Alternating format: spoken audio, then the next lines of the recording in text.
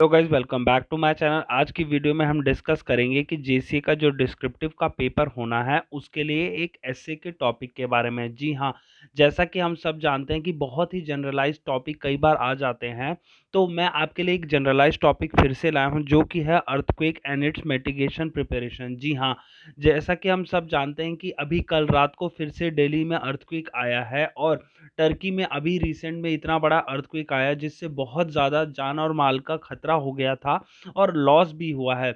तो क्यों ना हम इसी टॉपिक को भी प्रिपेयर कर लें अपने जेसीए डिस्क्रिप्टिव एग्जाम के लिए, जिससे अगर ये सपोज पेपर में टॉपिक आता है तो हम पहले से ही वेल प्रिपेयर्ड हों अच्छे मार्क्स स्कोर करने के लिए। तो चलिए शुरू करते हैं वीडियो को और जानते हैं essay on topic earthquake and its mitigation process. और मैं आपको एक बहुत ही ब्रीफ में भी समझाऊंगा कि क्या होता है लेआउट एसे का, जिससे आप अच्छे से कोई भी एसे ऐसा ही कोई जनरलाइज टॉपिक आप लिख पाएं।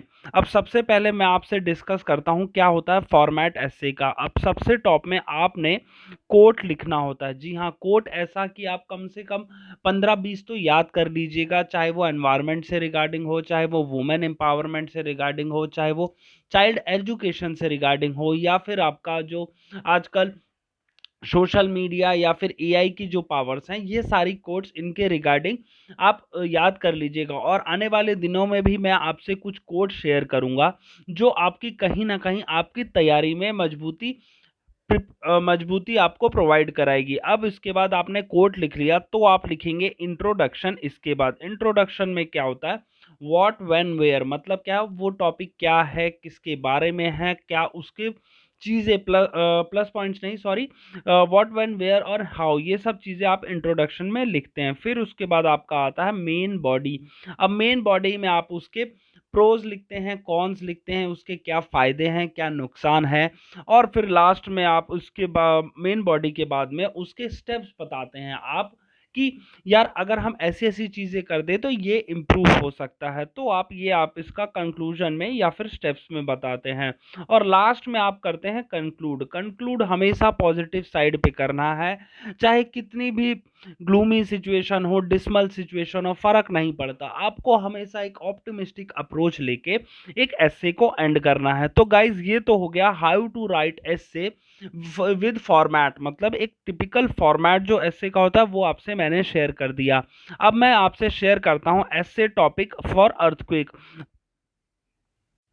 अब ये मैंने लिखा है, सबसे पहले कोट लिखा है, it takes us an earthquake to remind that we walk on an unfinished planet. मतलब क्या है, हमें रियलाइज करने में कि हम एक अनफिनिश्ड प्लैनेट, अनफिनिश्ड प्लैनेट्स मतलब क्योंकि ये जो हमारे नीचे टेक्टोनिक प्लेट्स हैं ये जुड़ी हुई नहीं है। अगर ये जुड़ी होती तो कभी अर्थक्वेक आता ही नहीं। मतलब क्या है, हम इतने फ्रेजाइल इन्वायरमेंट में रह रहे हैं कि वो कभी भी नष्ट हो सकता है, डिस्ट्रॉय हो सकता है।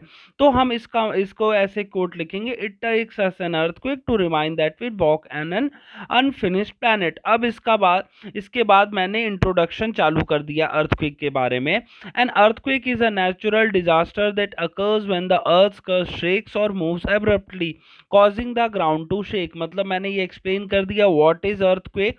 Earthquake can happen anywhere in the world and at any time and they can cause significant damage and loss of life. अब कल ही दिल्ली में रात को आया है अर्थक्वेक, कब 10-22 के करीब में, 10-22 के करीब में आया है, तो सोचिए रात को आ रहा है, ऐसा तो कुछ है नहीं। अब जैसे फ्लड्स भी होते हैं वो एक पहले बता के आते हैं, साइक्लोन जो आता है उसमें इंसान एक एस्टिमेट लगा लेता है कि यार साइक्लोन आ सकता है, ऐसे ऐसे डेवलप हो रहा है। बट अर्थक्वेक में कैसे कोई पता लेगा, वो जब हो रहा होता है वो तभी पता चलता है, वो भी सिस्मोग्राम एक जो इंस्ट्रूमेंट है उसके थ्रू पता चलता है, वरना आप अर्थक्वेक पता ही नहीं कर सकते कि कब आएगा। Earthquake can happen anywhere in the world and at any time and they can cause significant damage and loss of life. One of the primary causes of earthquake is the movement of tectonic plates. The earth's crust is made up of several large plates that move slowly over time. When these plates collide or rub against each other, they can create a buildup of pressure that eventually results in an earthquake. Additionally, earthquakes can be caused by human activities such as drilling, mining and construction. Seismicity in North India, including the Himalayas, is due to collision of Indian plate with Eurasian plate. This is a continuous process happening for the last 50 million years. Based on these seismic activities, our country has been classified from 0 to zone 5, indicating the intensity of damage or frequency of earthquake occurrence, wherein the zone 5 has been indicated as region with high intensity and more chances of earthquake. मतलब क्या है, zone 5 जो है ज़्यादा indicate किया गया है जहां हाई इंटेंसिटी और अर्थक्वेक के ज़्यादा चांसेस है, और जोन 5 जो है लीस्ट चांस है अर्थक्वेक के।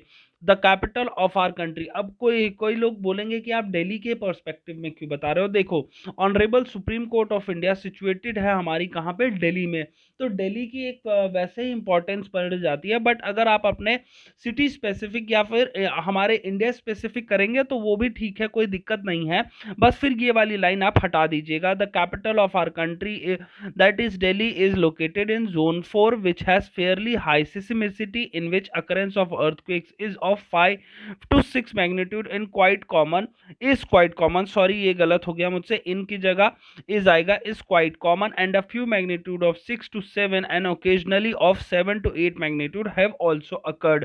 अब कल रात को 6 to 7 का मैग्नीट्यूड का दिल्ली में अर्थक्वेक आया है, तो आप समझ लीजिए एक ये एडिशनल पॉइंट भी हो जाएगा, इन रिसेंट टाइम्स करके आप कर सकते हैं। In the past 5 earthquakes of Richter magnitude 5.5 to 6.7 are known to have occurred in the UT of Delhi or close it since 1720 AD. The effects of an earthquake can be devastating. The shaking of ground can cause buildings and bridges to collapse, roads to crack and break, and power and communication lines to be disrupted. Earthquake can also trigger landslides and tsunamis, which can cause even more damage and loss of life. In addition to physical damage, earthquake can also have psychological effects on individual and communities, leading to anxiety, depression, and post-traumatic stress disorder. To prepare for an earthquake, it is important to have an emergency plan in this place. This plan should include instructions on how to evacuate the area. अब देखिए, ये हमने बता दिए क्या क्या effects होते हैं अर्थक्वेक के आपके ह्यूमन लाइफ पे, प्रॉपर्टी पे, ये सब पे। अब हम ये बताएंगे मिटिगेटिंग स्टेप्स। जी हाँ, अर्थक्वेक को देखो टाला तो नहीं जा सकता, जितने भी नेचुरल डिजास्टर्स हैं उनको टाला नहीं जा सकता, बट कुछ मिटिगेटिंग स्टेप्स, मिटिगेशन से हम उस अफेक्ट को कम कर सकते हैं। अब जैसे वहीं आप ऐसे समझिए कि अभी कोरोना जब आया था तो कुछ साउथ एशियन कंट्रीज जो पहले से वेल प्रिपेयर्ड थी नेचुरल डिजास्टर नहीं, ऐसे डिजास्टर्स के लिए जो कि बायोलॉजिकली ट्रांसमिट होते थे, तो उनको काफ़ी ज़्यादा उनका कम्युनिकेशन रेट था from one person to another, वो कम था क्योंकि वो पहले से ही वेल प्रिपेयर्ड थे या फिर उनके मिटिगेटिंग स्टेप्स अच्छे थे। तो सेम वैसे ही हमारे नेचुरल डिजास्टर्स में भी अगर हम अर्थक्वेक में कुछ मिटिगेटिंग स्टेप्स लेंगे तो उनसे उनका जो हार्मफुल इफेक्ट है या फिर डिवास्टेटिंग इफेक्ट है बहुत हद तक रिड्यूस हो सकता है। अब वो कैसे स्टेप्स हैं? To prepare for an earthquake it is important to have an emergency plan in this place. This plan should include instructions on how to evacuate the area quickly and safely.